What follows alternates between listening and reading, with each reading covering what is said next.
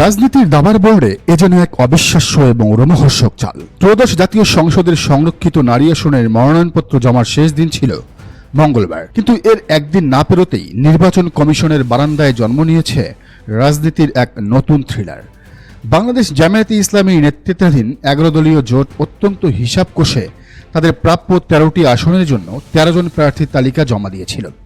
কিন্তু জোটের শরিক দল জাতীয় নাগরিক পার্টি এনসিপির এক চরম খামখেয়ালি নাকি কোনো সুপরিকল্পিত অন্তর্ঘাত, তার জেরে এখন পুরো জোটের একটি অমূল্য আসন হাতছাড়া হওয়ার দ্বারপ্রান্তে। সরকারি চাকরি থেকে পদত্যাগের আইনি সময়সীমা এবং ব্যাকআপ প্রার্থীর মনোনয়নপত্র জমায় 19 মিনিটের এক রহস্যময় বিলম্ব প্রমাণ করছে রাজনীতির অন্দরমহলে এক ভয়ঙ্কর বিশ্বাসঘাতকতার চিত্রনাট্য লেখা হচ্ছে।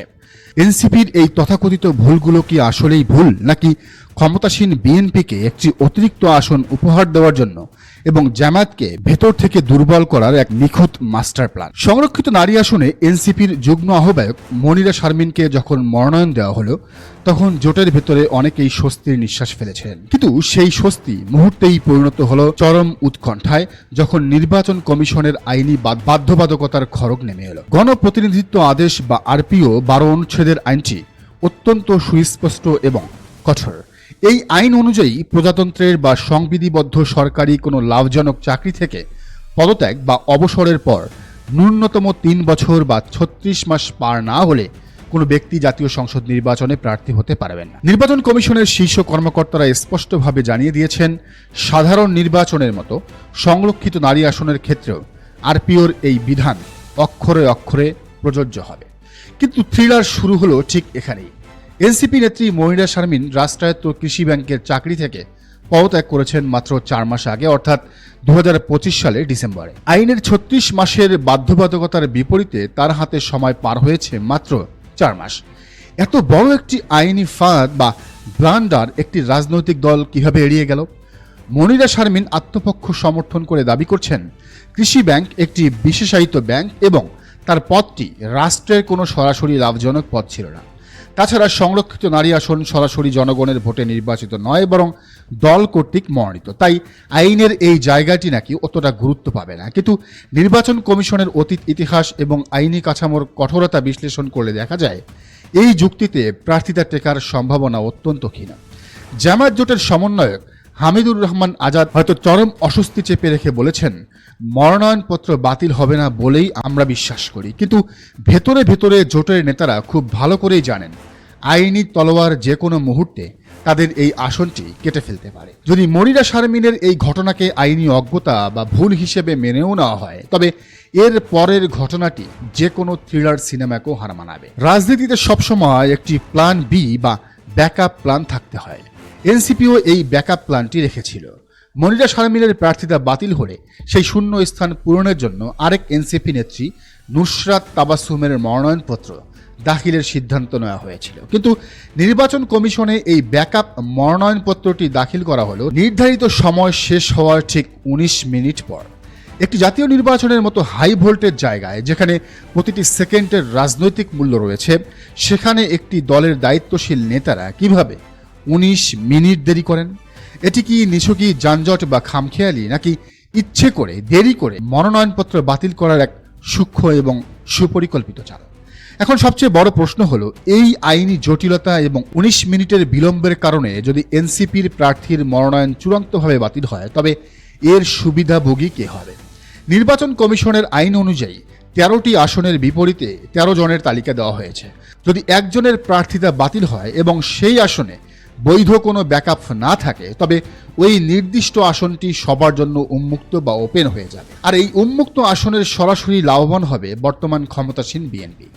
যেহেতু সংসদে বর্তমানে বিএনপি জোটের আসন সংখ্যা সবচেয়ে বেশি, তাই উন্মুক্ত আসনে নতুন করে তফসিল বা ভোটাভুটি হলে সংখ্যাগরিষ্ঠতার জোরে বিএনপি অনায়াসেই সেটি নিজেদের পকেটে পুরে নেবে। ফলে সংরক্ষিত নারী আসনে বিএনপি জোটের আসন সংখ্যা 36 থেকে বেড়ে দাঁড়াবে 37-এ। আর জামায়াত নেতৃত্বাধীন 11 দলীয় জোটের আসন 13টি থেকে কমে নেমে আসবে 12টিতে। রাজনৈতিক বিশ্লেষক এবং জোটের অনেক নেতার মনে এখন একটাই সন্দেহ ঘুরপাক খাচ্ছে, এনসিপি কি জেনে শুনেই এই ভুলগুলো করছে বিএনপিকে বাড়তি একটি আসন উপহার দেওয়ার জন্য? এনসিপি কি তবে 11 দলীয় জোটের ভেতরে বিএনপির একটি ট্রোজান হর্স বা গুপ্তচর হিসেবে কাজ করছে?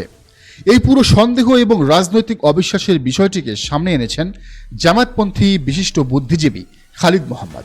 তিনি এনসিপির রাজনৈতিক চরিত্র এবং জোটের প্রতি তাদের বেইমানির এক নগ্ন চিত্র তুলে ধরেছেন, যা জামায়াতের তৃণমূল থেকে শীর্ষ নেতৃত্ব পর্যন্ত সবার চোখ খুলে দেওয়ার জন্য যথেষ্ট।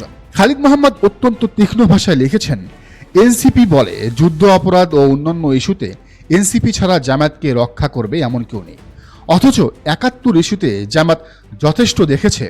এনসিপির অবস্থানটা আসলে কি? লজিক দিয়ে চিন্তা করুন। এই এনসিপি জাতীয় সংসদে এমন একটি বিলে স্বাক্ষর করে এসেছে যেখানে জামায়াতে ইসলামীকে ৭১ যুদ্ধের প্রতিপক্ষ ফোর্স হিসেবে সরকারিভাবে স্বীকৃতি দেওয়া হয়েছে।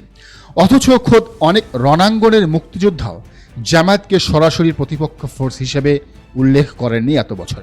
এনসিপি যদি সত্যিই প্রকৃত জোটসঙ্গী হতো তবে তারা অন্তত এই বিলটিতে স্বাক্ষর করা থেকে বিরত থাকতে পারত বা জামায়াতের পাশে দাঁড়াতে পারত, কিন্তু তারা তা করেনি। খালিদ মোহাম্মদের বিশ্লেষণে আরেকটি চাঞ্চল্যকর তুলনা উঠে এসেছে।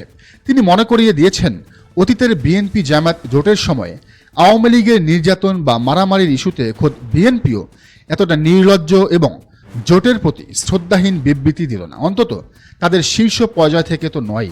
খালেদা জিয়া বরং জামায়াতের পক্ষেই বিবৃতি দিল। কিন্তু এনসিপির চিত্র সম্পূর্ণ ভিন্ন।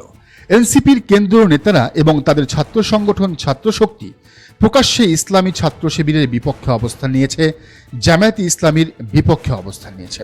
যখন গতকাল শিবিরের উপর জুলুম হয়েছে, সেখানে চুপ থাকাটাও যেখানে অন্যায়, সেখানে এনসিপি নেতারা জালিম এবং মজলুমকে এক পাল্লায় মেপে সমকক্ষ হিসেবে বিবৃতি দিয়েছে।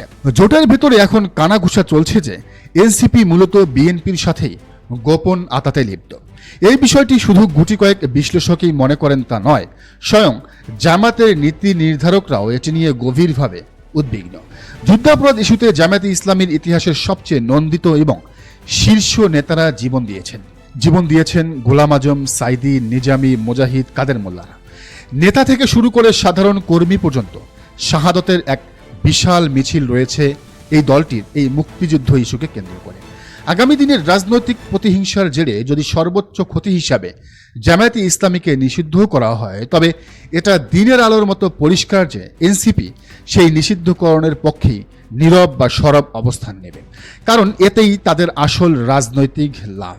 জামায়াত নিষিদ্ধ হলে তাদের বিশাল ভোট ব্যাংক এবং ইসলামী মূল্যবোধ সম্পন্ন তরুণ প্রজন্মকে এনসিপি সহজেই নিজেদের ভোট ব্যাংকে পরিণত করার স্বপ্ন দেখছে। এখন বিএনপির যে প্ল্যান এবং সারা দেশে তারা যে জামায়াত শিবির নিষিদ্ধে আবারও মাঠে নেমেছে, তাতে জামায়াতকে নিষিদ্ধ করলে এনসিপি যে সেটার বিরুদ্ধে বুক চিতিয়ে দাঁড়াবে এমন কোনো নজির বা সাহস এনসিপির নেই। উল্টো এনসিপির কেন্দ্রীয় নেতারা এবং তাদের ছাত্র সংগঠন ছাত্রশক্তি মিলে পুরো 11 দলীয় জোটকে একটি ডিসফাংশনাল বা অকার্যকর জায়গায় নিয়ে দাঁড় করিয়েছে। এরা জোটের প্রতি জামায়াতের যে চরম কমিটমেন্ট এবং স্যাক্রিফাইস, যেমন নিজেদের 3টি নারী আসন শরিকদের ছেড়ে দেওয়া, তার কোনো স্বীকৃতি দেয় না। খামখেয়ালি করে মনোনয়নপত্র বাতিল করানো, 19 মিনিট দেরিতে ব্যাকআপ জমা দেওয়া এবং সংসদের বিলে জামায়াতকে প্রতিপক্ষ বানানো, সব মিলিয়ে এনসিপি প্রমাণ করেছে যে জোটসঙ্গী হিসেবে তারা বর্তমান বিএনপির চেয়েও ভয়ঙ্কর এবং ক্ষতিকর। রাজনীতিতে শত্রু চেনা সহজ, কিন্তু মিত্রের ছদ্মবেশে থাকা শত্রুকে চেনা সবচেয়ে কঠিন। এনসিপির এই ধারাবাহিক অন্তর্ঘাত যদি জামায়াতের শীর্ষ নেতৃত্ব এখনই কঠোর হাতে দমন করতে না পারে, তবে আগামী দিনে এই জোটের ভবিষ্যৎ এবং জামায়াতের রাজনৈতিক অস্তিত্ব এক চরম হুমকির মুখে পড়বে। আজকের এই একটি আসন হারানোর শঙ্কা মূলত আগামী দিনের এক বিশাল রাজনৈতিক সুনামির প্রথম সতর্কবার্তা মাত্র। দর্শক, বিষয়টিকে আপনি কিভাবে দেখছেন জানান মন্তব্যের ঘরে। আর এই চ্যানেলে নতুন হলে অবশ্যই সাবস্ক্রাইব করে বেল আইকনটি বাজিয়ে রাখুন।